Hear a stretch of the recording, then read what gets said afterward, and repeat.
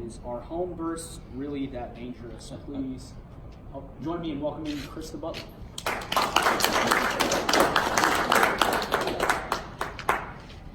So some of you probably already know this, but I'm pregnant with my first baby at 18 weeks in the second trimester. You can barely tell, but it's in there. And I'm going to be doing something that some of you may consider really risky and dangerous. I'm going to be delivering my baby at home under the guidance of a midwife in my bathtub. I know, crazy, right? What some of you may not know, though, is I was a labor and delivery nurse for 5 years, and I attended hundreds of deliveries in the state of Washington and Hawaii. Sometimes I would even catch the baby when the doctor didn't make it in time.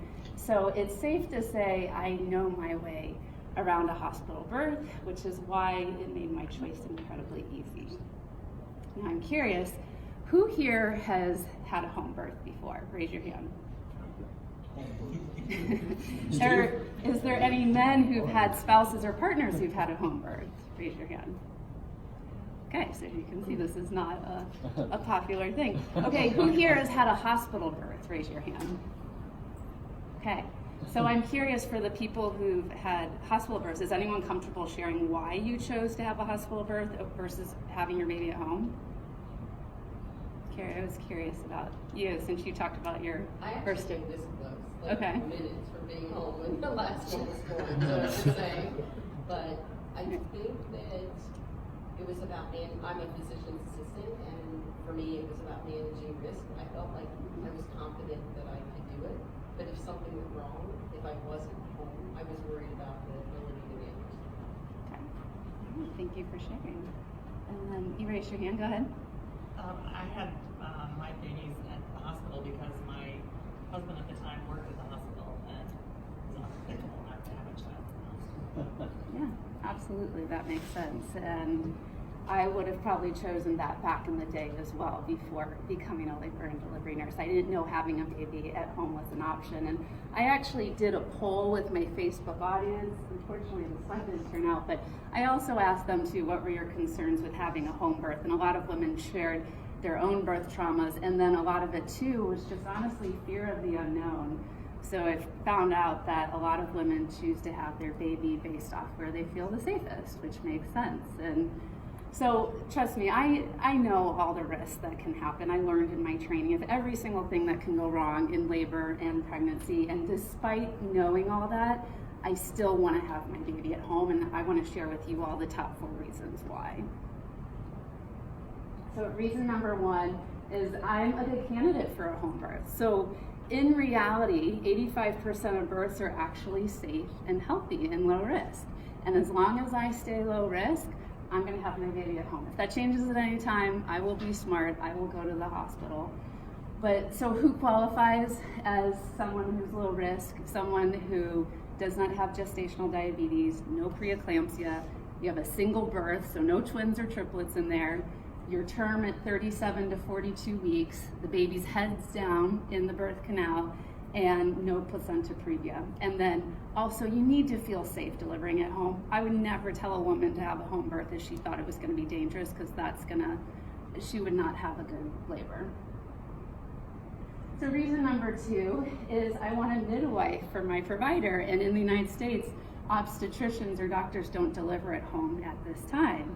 And I got the opportunity to work with a lot of midwives in the hospital, and I really, really enjoyed them. I love the way they view birth. They view birth as it's natural, it's spiritual, it's a rite of passage. They teach you how to trust your body and to be on the baby's own time. They don't believe in using a lot of interventions. They're really hands-off.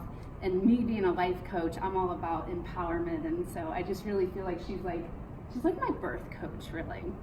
And so this is Allison, who I hired based off a friend who had a successful home birth with her.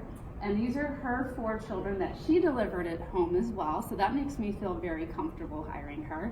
And I asked her what the risk of emergency I asked her what the risk of being transferred to the hospital was. She said it was less than 5%, and usually it's for maternal exhaustion, and then an emergency would be less than 1%.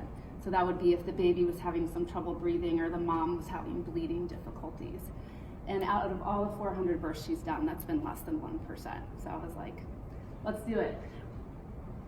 My third reason, like I already talked about, is I don't want to have a baby in a hospital. As you can see here in the pictures, you are all tied up to medical equipment, to fetal monitoring, to IVs, and the best thing that you can do in labor is to move your body, okay, and let gravity work with you. You can't do that in a hospital. You are strapped down in the bed, and when you're in the most pain in your life, you do not want to be strapped down, so you basically have to get an epidural for pain control. And then, in the other picture, they make you push on your back, and this is the worst way to have a baby. When you're on your back, it makes your pelvis so much smaller, so the baby's not going to get out as well, leading to C-section. And then you're also at risk for tearing vaginally, and it's stressful for the baby and the mom to be on your back like that.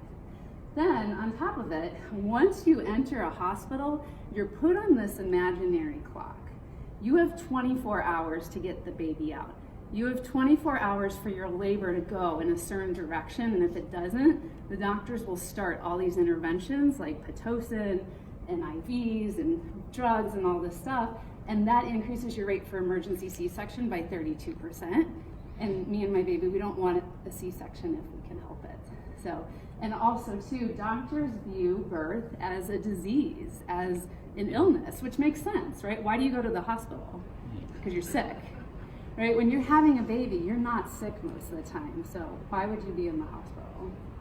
And doctors are also the highest sued practitioners out there, so a lot of times they're making medical decisions trying not to get sued, so not in the mom and baby's best interest. And my last reason is I want my birth choices to be respected.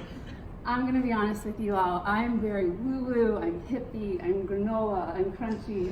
I like the essential oils. I wanna eat my placenta after I deliver.